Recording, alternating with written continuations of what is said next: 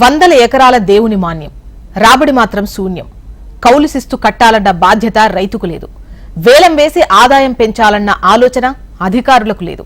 ఆ నిర్లక్ష్యం ఆదాయాన్ని ఆపేసింది. అంతర్వేది ఆలయ భూములు కౌలు రైతులకు సొంత భూములు. నవనారసింహ క్షేత్రాల్లో సఖినేటిపల్లి మండలం అంతర్వేది శ్రీ లక్ష్మీ నరసింహస్వామివారి ఆలయం ఒకటిగా వర్ధిల్లుతోంది. ఈ స్వామివారికి వందలాది ఎకరాల భూములుండగా యంత్రాంగం నిర్లక్ష్యం, పాలకుల బాధ్యతారాహిత్యంతో వాటి నుంచి వచ్చే ఆదాయం శూన్యంగానే కనిపిస్తోంది. దేవుడి మాన్యానికి నిర్ణయించిన శిస్తు స్వల్పమే అయినా వాటిని కౌలు రైతులు సక్రమంగా కట్టకపోవడంతో కోట్లలో బకాయిలు పెరిగిపోయాయి. అంటే ఇక్కడ పరిస్థితి ఏంటో అర్థం చేసుకోవచ్చు.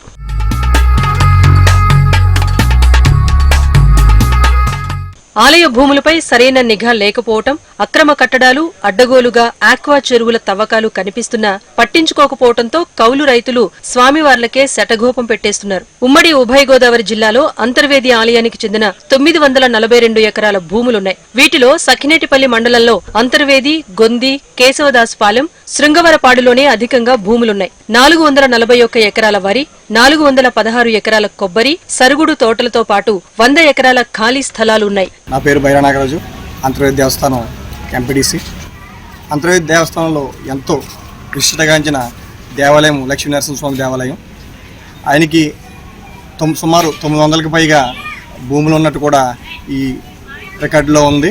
అయినప్పటికీ కూడా ఈ శిస్తుపూర్వకంగానే సరిగ్గా వసూలు అవ్వకపోవటం, చాలా భూములు అన్యక్రాంతం అవ్వటం, వ్యవసాయాలు లేవని చెప్పేసి కొంత భూములు సుమారు 65 నుంచి 70 ఎకరాల వరకు చెరువులు తవ్వేశారు. అయినప్పటికీ సక్రమంగా శిస్తులు ఇవ్వకపోవటం, ఇటువంటి అన్ని దృష్టిలో పెట్టుకుంటే దేవాలయం ఎంతో విశిష్టగాంచిన ఈ దేవాలయం, నిత్యం భక్తులతో ఈ దేవాలయం సరైన ఇంకా అభివృద్ధి విషయంలో చాలా లోటు ఉంది.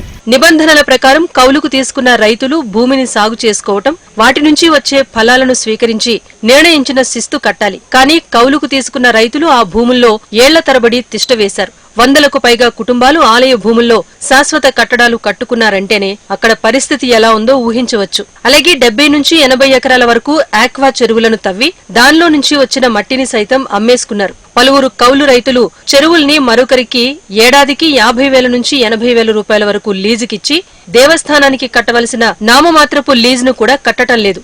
900 పైచీలకు ఎకరాల భూమి ఉంది స్వామివారికి, కానీ ఆలయం అభివృద్ధి అనేది లేదు. మరి ఆ శిస్తులన్నీ కూడా సకాలంలో వసూలు చేసి ఆలయాన్ని అభివృద్ధి చేస్తారని కోరుతున్నాం.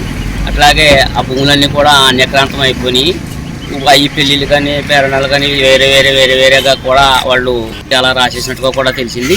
ఇవన్నీ కూడా దేవస్థానం మనకు ఒకసారి వెరిఫై చేసి ఆయన్ని కూడా తన ఆధీనంలో తీసుకుని శిస్తులన్నీ పెంచి కూడా స్వామివారి ఆలయాన్ని అభివృద్ధి చేస్తారని కోరుతున్నాం. దేవాదాయ శాఖ నిబంధనల ప్రకారం ప్రతి 3 ఏళ్లకు ఒకసారి భూములను స్వాధీనం చేసుకుని కౌలుకు బహిరంగ వేలం పాట వేయాలి. అలా చేస్తే ఆదాయం మరింత పెరుగుతుంది. కానీ ఇక్కడ ఎలాంటి వేలం జరగటం లేదు. ముందున్న కౌలు రైతులే కొనసాగుతూ శిస్తు కట్టడంలో నిర్లక్ష్యం చేయడంతో కోటి రూపాయల పైబడి బకాయి ఉండిపోయిందని అధికారులు చెబుతున్నారు.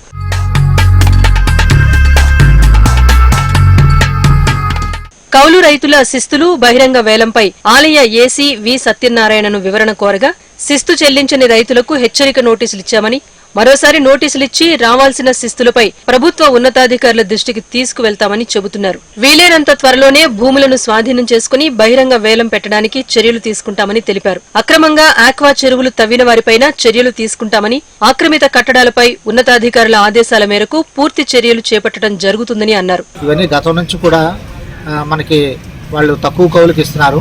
ఈ మధ్యకాలంలో మేము వీళ్ళతో అందరితో కూడా కలెక్టర్ గారు లేకపోతే కమిషనర్ గారు వీళ్ళంతా కూడా ఒక కమిటీని ఏర్పాటు చేసి ఉన్నారు. రీజనబుల్ రెంట్ ఫిక్సప్ చేయమని ఒక కమిటీని ఏర్పాటు చేసి ఉన్నారు.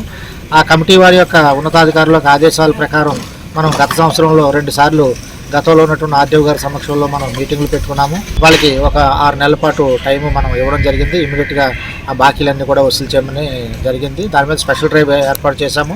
అదేవిధంగా మా దేవాలయాల్లో ఉన్నటువంటి స్టాఫ్ అందరితో కూడా ఒక స్పెషల్ టీంను రికవరీ టీంల కింద మనం వేయడం జరిగింది.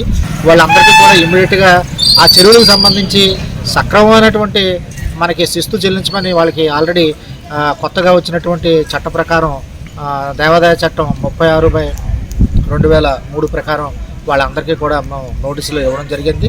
వాళ్ళ దగ్గర నుంచి రిప్లై వచ్చిన వెంటనే వాళ్ళ ఎన్హాన్స్మెంట్ కూడా మేము చర్యలు తీసుకుంటామని ఈ సందర్భంగా తెలియపరుస్తున్నాం.